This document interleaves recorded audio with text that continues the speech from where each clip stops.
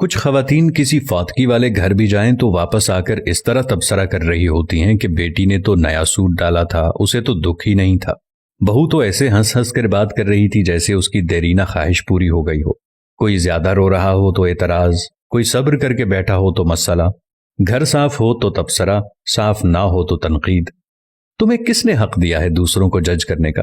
کسی کا جوتا پہن کر جب تک خود نہ چلو تب تک اس کے چلنے پر اعتراض نہ کرو۔ خود تو 4 پلیٹ بریانی تناول کر کے ڈکار بھی نہ ماریں اور دوسروں پر تابڑ توڑ حملے۔ خدارا رحم کریں، کم از کم سوگ میں شامل نہیں ہو سکتی تو بلا وجہ ان کی عزت بھی نہ اچھالیں۔ یہ وقت سب پر ہر گھر میں آنا ہے اور آتا ہے۔